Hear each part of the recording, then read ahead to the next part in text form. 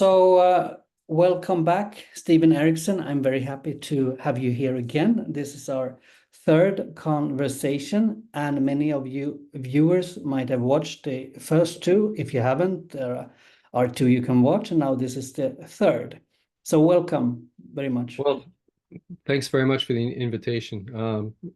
The previous two conversations were a lot of fun, so I'm looking forward to this one.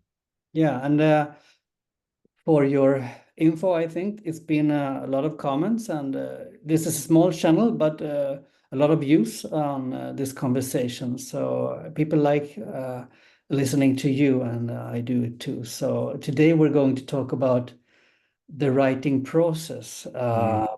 And as short background, for all of us who are reading fantasy, usually the books are many, and Malazan of the Fallen are many books.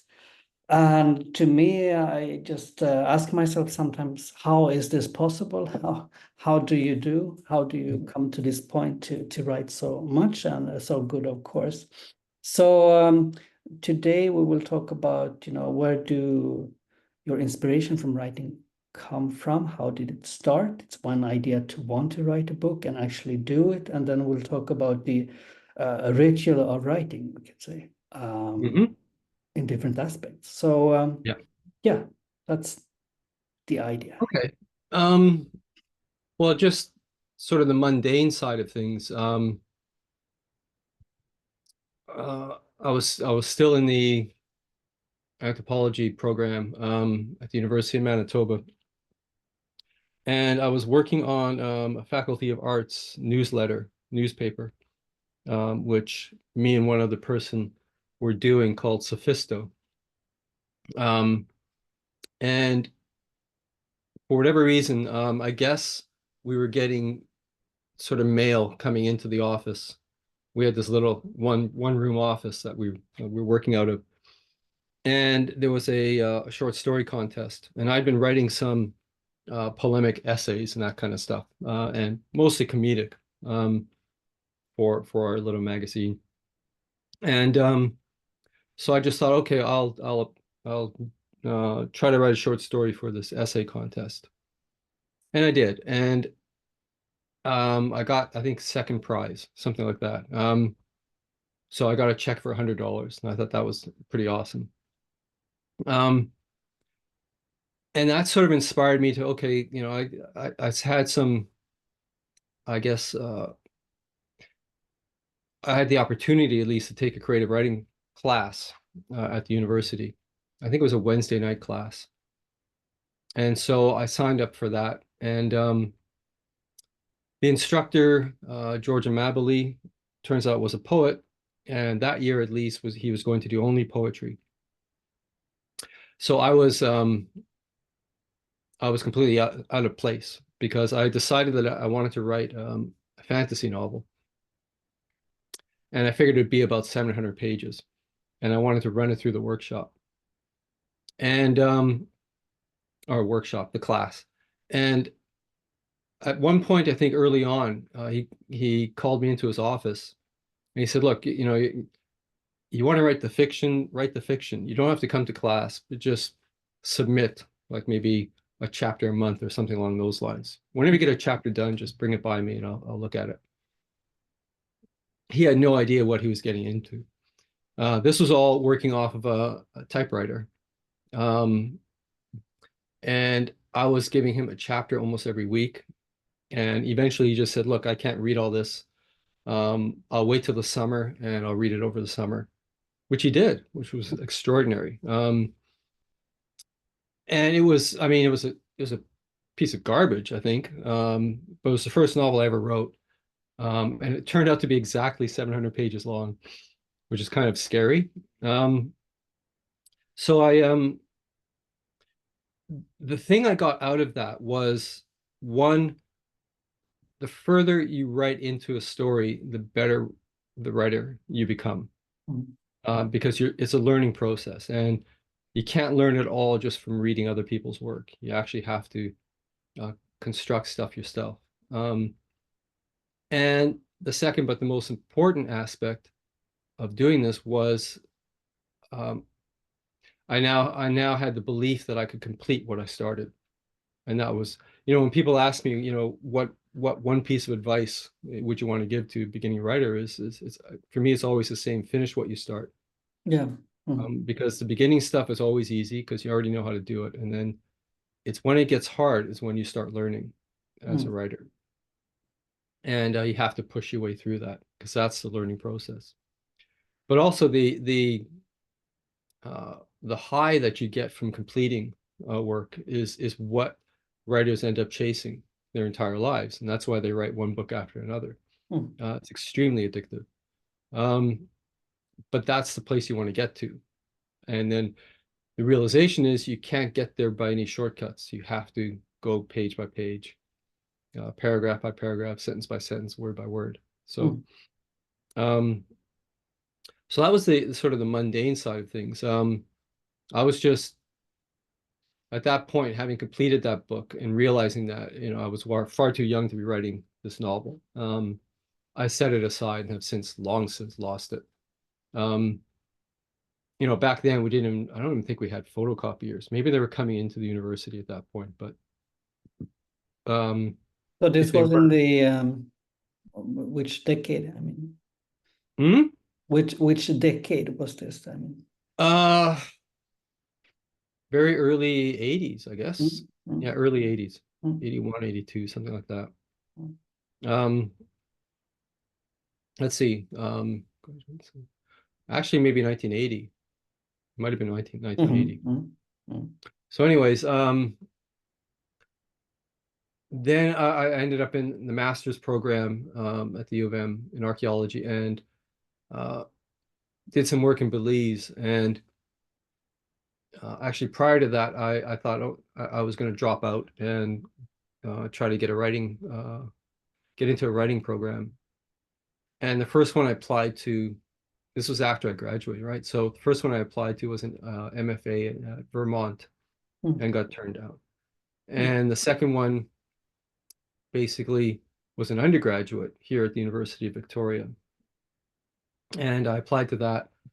And I was in Belize talking to my parents on the phone in this sweaty little phone booth. You had to go to one place in Belize City in order to make long distance calls.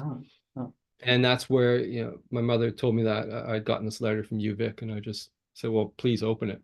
And she opened it and said, yeah, you got in. So that sort of sent me on my path. And that's where I really started to learn, I guess, the process of writing, and certainly came into it not knowing much at all. So it was a good experience for sure. So that's how it happened. And how did it get? I know you role play. We've talked about that earlier in earlier conversations. I have to tell the viewers here if you haven't watched that, but from writing, the idea of writing these short stories and contests with essays and so on, and then you suddenly landed on. You have written some science fiction too, right? Or I have, yeah, different things. But then you focused on Malazan, and how did that happen for you? Well, that was serendipity in a sense, because I ended up working on I was still working archaeology every summer. That was my great love, still is. Just to get out into the fresh air and live in a tent for a while. It was good fun. And on our crew, we had some new people arrive, and one of them was Ian C. Esslemont, and we ended up sharing a tent. And that was my first experience getting to know the idea of role-playing games. I knew they existed out there, but I'd never. There was a group in high school that I did board games with. But those are games like, I don't know, Risk and Diplomacy, and those kind of board games. But nothing like Dungeons and Dragons. But Cam was completely immersed in that stuff, and he also wanted to be a writer, so we hit it off. And that's where we started gaming. not much the first season. It was the following season when we both ended up living in Kenora briefly, working in the labs there, and shared a place, and that's where we started gaming a lot. And from there, the Malazan world slowly sort of took form. I started producing a lot of maps, and we just sort of built out from the maps. And that's kind of where everything was going. But in terms of the writing programs, of course, we weren't writing fantasy. We were writing contemporary short story fiction. Some of it was magic realism.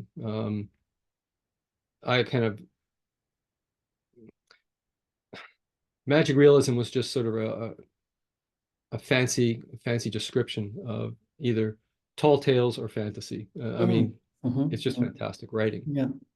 Fantastic in the sense of the genre.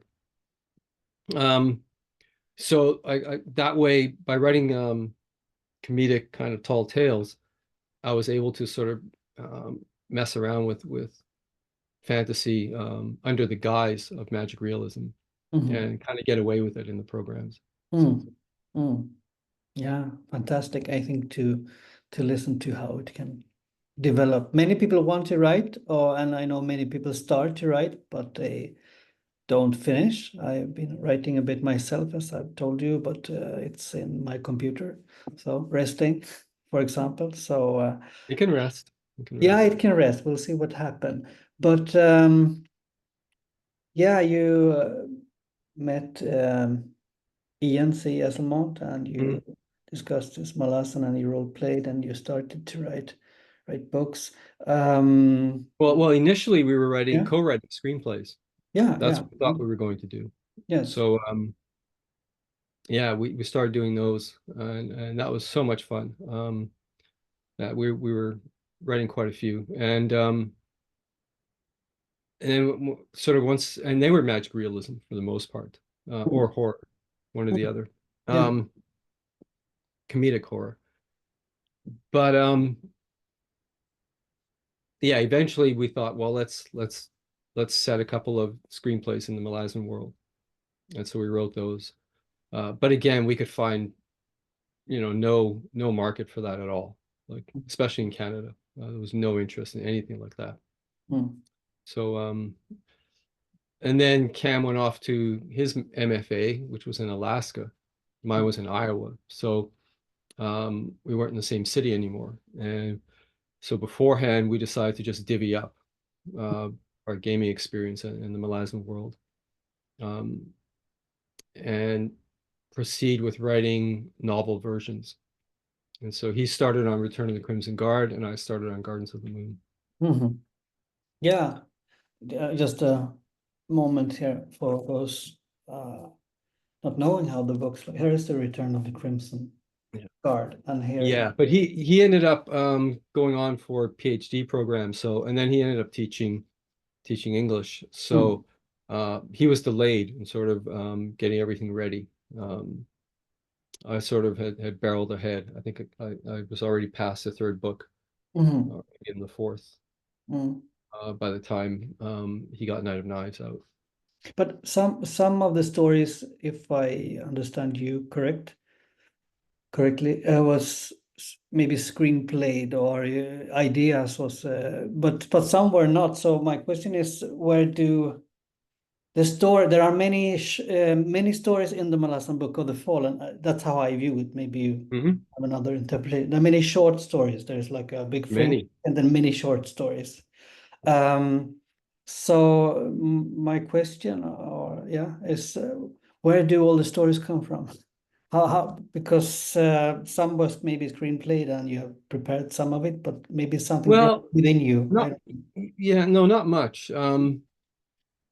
The Fete of Gardens of the Moon, that section. So I would say everything that happens in, I mean, that's not true. I'd say maybe 40% of Gardens of the Moon had been gamed or part of a campaign. But a lot of the setup for it was definitely from the scripts. the film script and the gaming. Mm. Cam was running that campaign, and he modeled when I was creating the characters of Rallick and Krupp. He modeled the scenario around the Three Musketeers, and so that's basically the setup for everything in Darujistan. So yeah, we just did most of the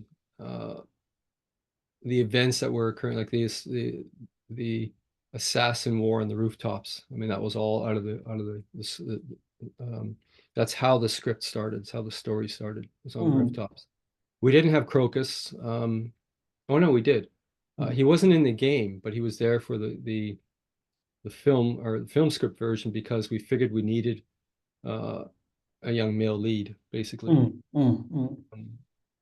But then we could not help but undermine him at every turn, right? So we were subverting him and his role all the way through, anyways, even in the film script, and that became more evident in the novels, for sure. Did you come to a point where your preparations or screenplay and RPG-ing was not enough? You started to invent the stories on its own? Yeah. I mean, most of our gaming was the background history. It's what precedes the things that happen in the novels. I did some gaming with a group that became Fiddler Squad in the Bridge Burners. So Smiles, Corporal Tar, let's see who else, Bottle, and Korik were all played by real live people in the game, the game versions. But apart from that, in terms of, I mean, because both Cam and I were sort of, I guess, schooled in short story writing, and not really schooled in writing novels. I think, at least for my part, I just extended everything I learned from short story writing into the novel form. And that was basically, as you say, kind of linking short stories one after another, and slowly building a kind of mosaic novel out of those short stories. I mean, it's not really setting a precedent or anything. I mean, Alice Munro, for example, did that with her short stories. Crossover characters and all set in the same town, and building, I guess, an arc that crosses all of those. How much has this, you mentioned in our first conversation that you were maybe into or interested in drawing or writing comics? Yeah, I thought I was going to be a comic book artist, but yeah, it was just too onerous a task. Because when I don't read so much comics, but I like Neil Gaiman, Sandman, and Alan Moore, Watchmen, and I've read. And if you look at comics, they usually have, not all of them, but many have this universe, so to speak, and then there are these short stories as well. Yeah, it's an interesting idea. Yeah, comics are by their very nature episodic. Although some comics that were my favorites were full-on adaptations of novels. The DC Joe Kubert's Tarzan. It must be about 12 issues, somewhere around there, that outlined the Burroughs' Tarzan of the Apes, the first novel of that series, and just a spectacular job. It's stunning. So there was that, but you're right. Most comics, at least the ones I was reading for sure, were quite episodic in nature. Yeah, it's a lot. I read Swamp Thing recently. Swamp Thing, yeah. I like Bernie that Wrightson, a lot. It's very, very good. One thing I was having some thoughts about is the writing itself that you do. And as many of my viewers know, I'm much into spirituality and mythology, yoga, etc. So maybe I have a filter, you could say. So might Well, we miss. all have filters. Yes. Yeah, we have actually. So that's very true. Otherwise, maybe we're not human, I suppose. We must have some kind of filter. But when, like when I read the beginning of Gardens of the Moon, for example, and it's far from any spoiler.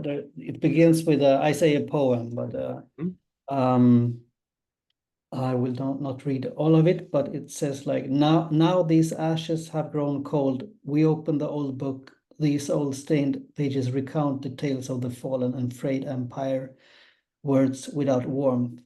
Do you have many of these poems in the beginning of your chapters? And to me, many has when I read them, it's my interpretation. It connects to me deeply in different ways. It could be my own memories. It feels spiritual or it feels philosophical. But to be able to write that kind of stuff, from my point of view, you have to have come to a creative state in your brain or your mind. So I'm curious about the you could say ritual of writing and how you are able to write a sort of deeper philosophical poems, for example, or spiritual poems or stories, for example, because it's not easy to do that if you are just working 8 to 5 and go home and write. You have to maybe become. Yeah, my book on writing, of course, is discussing precisely this. And there has to be a caveat that I have to give everyone before I talk about it, and that is the writing process is different for everyone. And any kind of how-to books that says this is how you have to do it, you can discount, because everybody's going to discover their own pathway, and the things that work for them and the things that don't work for them. So when I discuss this, I'm not sort of laying out any particular set of rules. It's basically based on how I interpret the creative process. And I would begin with it begins in childhood, and it begins with the exercising of imagination, because without imagination we cannot write fiction. I mean, it's impossible. It doesn't matter what genre you're in, you need imagination. And so whatever it was that sort of shaped that imagination in one's childhood is going to be essential to the creative process. And then, so thinking about that, well, what are the characteristics of childhood? Well, they're very much sensory based, so that we're in a sense far more engaged with our environment, far more than we often are as adults.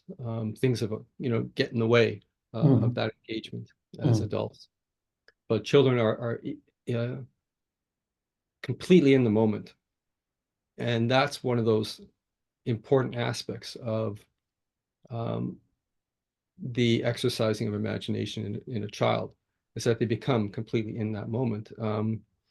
And that imagination can then transform their setting and their environment, transform the complete world around them. So the example would be, I don't know, action figures, right? They're this big or whatever. But the child's imagination has altered the scale of the earth, their environment, the setting around them, so that they are now, human sized. So that is how the imagination can take, the physical reality, if you will, and convert it. And that's one of those aspects of creativity that is essential. any kind of art. Mm. You know, from acting to music even, but painting, writing, anything. There has to be that, you call it, you talked about a filter, but it's a filter that goes both ways, right? And what comes back out is what's been shaped by the imagination. So when I talk about sort of the process of preparing yourself mentally and spiritually and physically, I guess, for the act of writing, all of those things are involved. If you think of the definition of ritual, and I use this very, very like fully aware of that definition. It is an activity usually engaged in collectively, but also personally. So for a writer or an artist, it has to be, it's a personal process, personal engagement. But I would define it as an engagement into a mindset where you are seeking the divine. And however you define divine is entirely up to you. But that is what ritual is about, is attempting to connect with something that is beyond the mundane physical reality around us. So that's the spiritual element I think has to be brought into this thing. So yeah, my thought on this is in order to sort of have that kind of make sense, I need to make use of metaphor. And the first metaphor I would talk about is that imagination of the child as an Edenic garden of Eden, basically. And take the moral aspects out of it. Never mind the apple and all the rest. Or Adam and Eve, for that matter. Just think of the garden as this primal wildness that is the child's imagination. And so the ritual that one sort of has to engage in is to return to that garden, to return to that place of the imagination. Because that is going to be your I guess your energetic source for writing or for any art. And once you sort of acknowledge that and have that sense of that garden is right there and available to you, that's when you can approach the temple. And the temple is whatever that temple is. When you step across that threshold is when you're into the writing. You're prepared for the flow of writing, the flow of art. And there's a lot of sort of mundane activities we go through. If you think of normal rituals, anthropologically, culturally, there's a lot of things that involve, for example, cleansing of the hands, of the face, various other sort of proselytations and certain activities that are preparatory to entering the sacred place. And if you think of the temple as the sacred place, what we do in our world, in our sort of secular world, as writers, quite often is we'll do the dishes, or we'll clean up the office, or we'll vacuum or iron clothes, or we go through we find a kind of a repeatable ritual that is our preparation, which helps clear the mind, because that's the whole purpose of all these things. All these activities of cleansing is to cleanse the mind. It's to clear the mind, so that it is now in a state which is open to that distant garden of our imagination. How do you yeah, I have my tea here. It's a kind of cleansing when I come home from work or before I start to read or anything like that. Yeah, you're talking a bit about it already, but how do you nurture this garden? Maybe you had more examples, but I can imagine from writing myself only, here in my room, but if I can be at peace, I can write a poem. But if someone disturbs me, I will be interrupted, and maybe it will take some days or maybe a week to come back to that state. And then I think about you as an author of all these Malazan books and still writing, of course. How do you nurture this garden feeling? If you could speak like that. Well, partly of what I've already described, that sense of preparation, Mm-hmm. that all those seemingly mundane activities are actually part of that ritual to write, and it's what you're preparing. You're preparing your physical space. You're also preparing your internal mental space.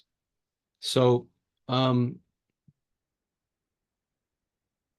respect that is the first thing I would say. Is those aspects of preparation are they may seem silly, or even they may seem like procrastination, but they aren't. They are absolutely preparation, and we need those forms. We need those techniques. Whatever works for the individual is what you want to hold on to. But at that point, once you've completed that ritual, if you will, then you have to step in. You have to step into the place, into the temple. And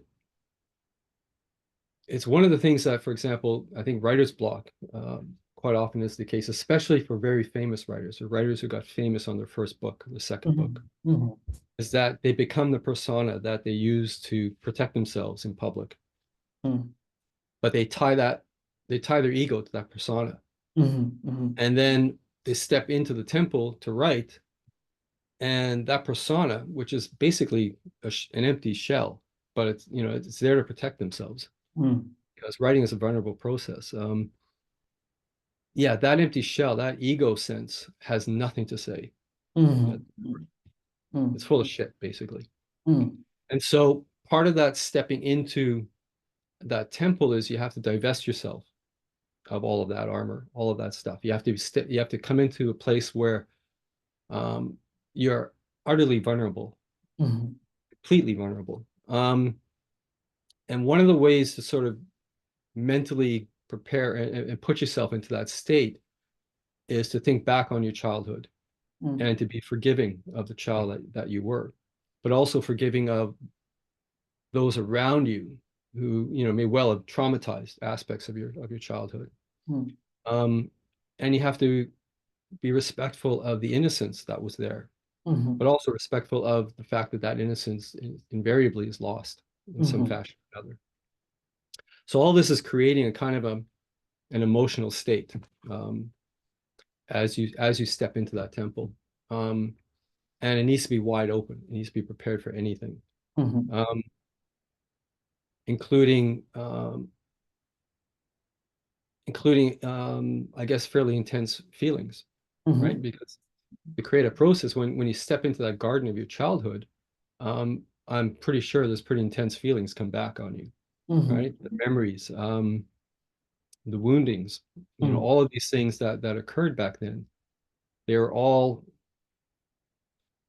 to be respected in a sense, and honored. And sometimes I view the act of writing is the act of honoring that past and those past experiences. Does that mean, I mean, it's not, nothing is 100% something, I think, but from what you described, does it mean that the writing process it sounds like the writing process then is a kind of therapeutical process, and when you Therapeutic? right. Yeah. So, yeah. And not only when you write, but when one writes, you project a lot of things, but you also have a lot of ideas from other sources to form Sure. a story. Yeah. First of all, I would not want to think of me stepping into that temple for the purposes of therapy. Yeah, right. That's not what I'm there for. but what I am there for is to explore. And that's where I'm hearkening back to that Edenic garden Mm. uh, of the child's imagination, because that's all about exploration. Mm. And um, it doesn't have any preconceived notions. So you just step into that sense of, okay, I'm here, I'm ready to write, let's explore. Mm. And that's quite childlike in a sense. Mm. Mm. And that's why I'm sort of advocating in this book, is that you getting to that state of being open to childlike wonder Mm. once again, because that stuff gets pushed down Mm. as we get older. It gets pushed away from us. Um, you know, giving up childish things, all that kind of Mm. stuff. Mm. That's part of the ethos of um, turning adults into workers of some form or another, Mm. as opposed to, fully individuated Mm. individuals. Mm. So you're fighting against a lot of currents, and that's why I think that preparation aspect is so crucial.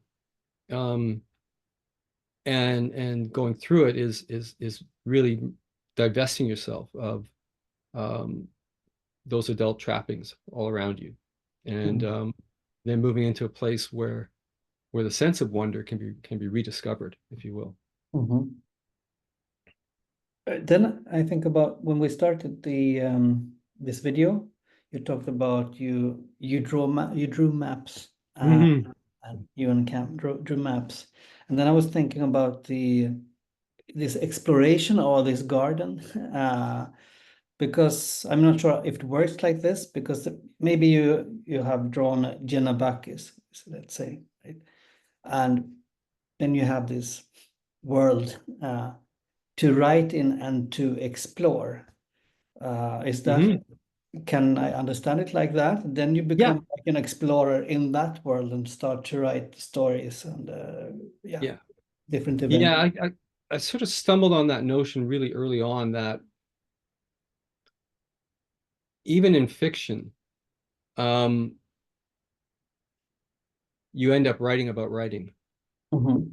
There's almost no way around it now. And you can um, ignore that. You can sort of pretend that doesn't exist. But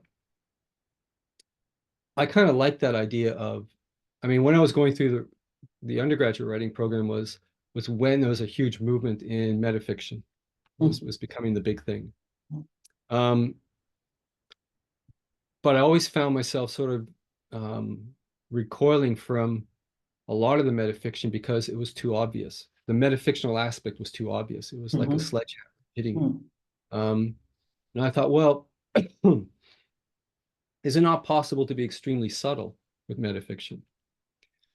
And I think the fantasy genre provides the perfect answer for that.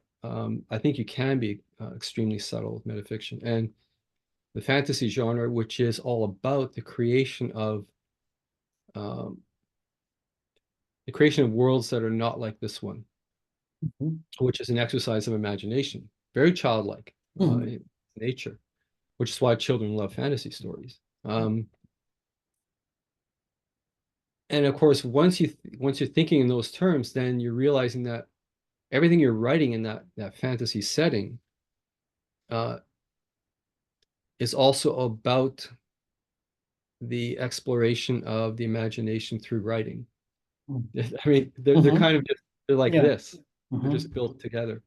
Um, and so the creation process of uh, creating a story or a fantasy story, um, it requires that disengagement from our reality and the insertion of a different reality with different rules. Mhm. Um, and so for me, that's actually what writing is, anyways. All writing. Mhm. Um, Quite often, even in contemporary fiction, basically you're setting up this notion of um, a version of the real world where um, effect follows cause, and there's this, this perfect sort of symmetry of action and result, which is really not the case in the real world at all. Our lives are not, and they're not plotted. Yeah, right. If you know what I mean. Yes. So that's the conceit of contemporary fiction, is that you can actually create something that constitutes story out of so-called real lives. And it's just not the case. I mean, we have stories in the sense of the stories we tell ourselves about ourselves. But that's undergoes constant editing. And it's as you say, it's not planned. It's very random. No. for everyone, I suppose. That comes to another question I have about we have this creative process and this ritual of writing and the garden states, as the idea of the garden. I like that. Makes me wonder how much of the writing, for example, in Malazan, then is to me. It's when I read this, and maybe that's because that's what I'm doing myself. Sometimes mind mapping or different characters or plot lines, character arcs, and so on. But since the writing process is explorative in a way, as I argue, how much of the writing is planned or mechanical, you could say, in relation to the process? You would not want it to be entirely mechanical, for sure. But it's going to be different for everyone. So for me, I try to balance. I need to have enough room in terms of the storyline, in terms of the plot, and where I'm going to end up. I need enough room for spontaneity. And so I approach outlining as a very loose process, and actually quite terse. I don't do a lot of note taking in prep. I may do it in preparation for something, but only in terms of characters and specific journeys that they happen to be undertaking within the story. But I think because I wanted to be a comic book artist, and I was a huge fan of painters like Frank Frazetta,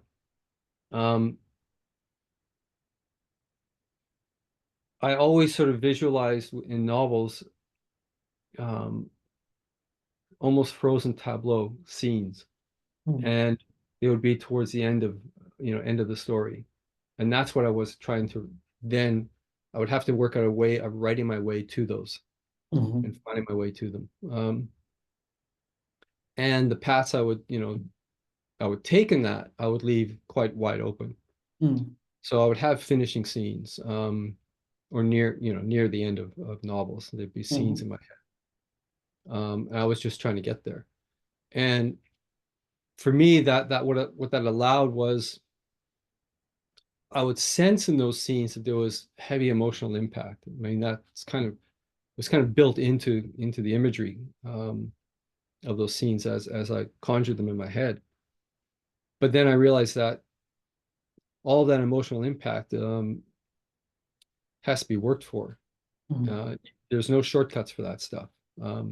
If you want the reader to have an emotional response to those final scenes, and you do, because they are sort of the peak of the mountain that climbing in a novel.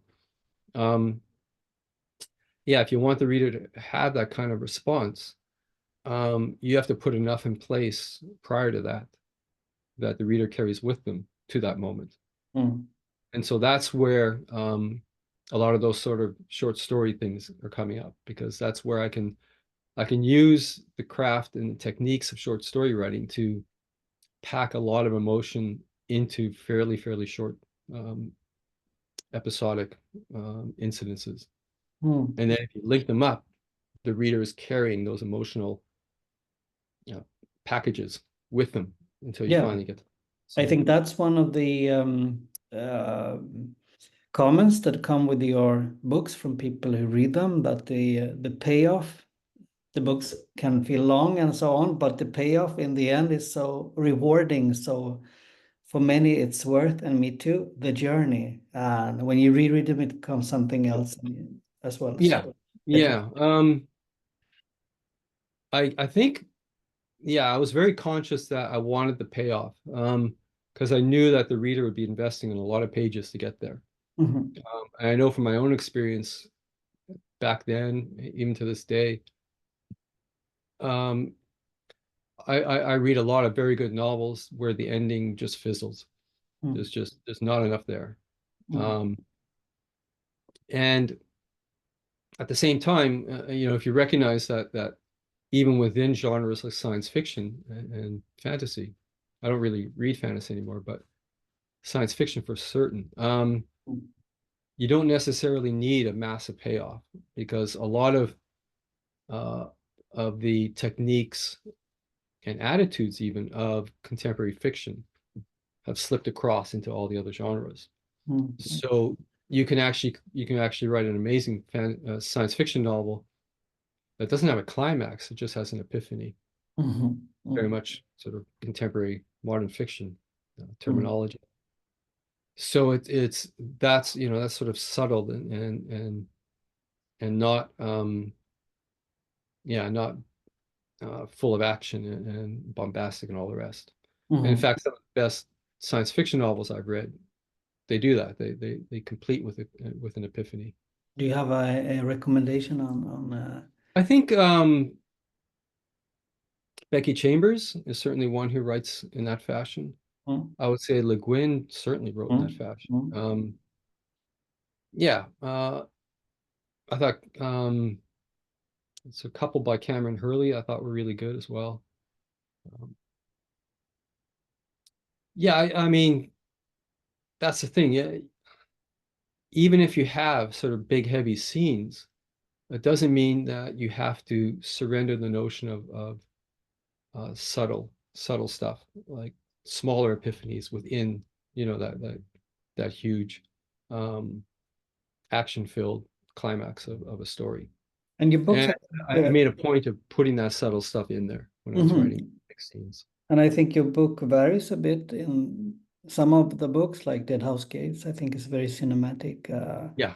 ending. Actually, Guardians of the Moon too, without spoiling it. Now I'm rereading Midnight Tides, and I'm reading it very slow. But I'm going to start book 3 in the book uh, Hmm. during the weekend. Hmm. I'm not sure about that, but I really like that second read, or the first reread that I have. And I think there is a slow paced when the book ends that makes it feel very rewarding as well. You can put pieces together. Now I can't tell Yeah, you yeah, that. But, yeah. There's that one's very much yeah, that one's a jigsaw puzzle. That one's there's a lot that had to be set up, um and yet a lot of that setup, I'm hoping the reader's not even aware, at least first time around, that it's a mm, setup for mm, things that are going to pay out later on. But then I figured it's the fifth novel, so by this point, if readers have gone this far, um, there should be an expectation that there'll be a payoff. mhm. So Yeah. that's wow. Yeah. Yeah. Have we missed something? I would say. Usually, as you know, who are watching my videos, our conversations are approximately 45 minutes to an hour. Mhm. So this time the same. But is there something you want to add on this ritual Um, perspective? well, I mean, I've brought you up to getting into the temple and being Mm, in the mindset mm, to sit down and write.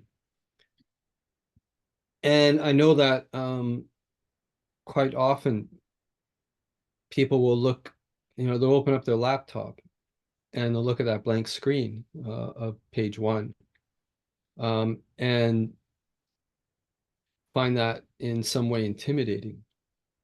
But I would suggest that if you are able to sort of tap into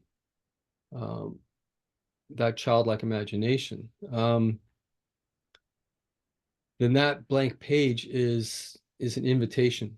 It's with that, before you write that first word, you have infinite possibilities awaiting you. And that's one way to sort of not allow that blank page to intimidate in any fashion at all. It's the other way around. It's an invitation. And it's an invitation to explore. And so you're going to sit down and you put your first sentence together, and then you keep going. Just keep exploring, keep exploring. And that's one way to sort of loosen those chains of adulthood. And then you can relax into things. And it's a learning process. So the more you do it, the easier, or not easier, but the better it will get results. And the more familiar you are with that ritual that you engage in, the more effective it becomes. So it takes practice. So fake it until you make it, in that respect. And what happens is, if the taps can be opened wide in that creative process while you're writing, it's as if time just disappears, and then you're in the flow and just go with it. And I know for Midnight Tides, that started on page 1 and ended at the end of the novel. That flow just did not stop. And that was certainly the one that really seemed to write itself. And that's what you end up feeling. You finish your session and you look back on what you wrote, and it could be, I never do page count per day or anything like that, or word count. It could be 3 paragraphs, but they will be the right 3 paragraphs. Or it could be 10 pages. It doesn't matter, right? You've gone through that process, and you come out the other side, and you can just be, content that you did what you set out to do that day, regardless of word count, regardless of page count. But you engage in the activity for that set amount of time. And that, again, habituates the whole process. And that's what you're aiming for. To, if not think of it in terms of discipline, if that's too intimidating, think of it in terms of habituating. Because it's I don't know of any writers who, if they're not writing, writers are really unhappy people. You have to be writing. You have to. You are compelled to do so. So you need to sort of find ways in which to bring yourself physically, mentally, and spiritually to that state where you can actually do the thing you're meant to do. Because that's what that compelling is, that sense of being compelled to do something is, that's what you're meant to do. So, find ways to do it. And I think holding off on it can be damaging, damaging to everything, how you see the world even. So that exploration, that childlike exploration is for me anyways, it's what I aim for. Sit down to write. Sounds wonderful, I think, to approach it like that, actually. So thank you very much.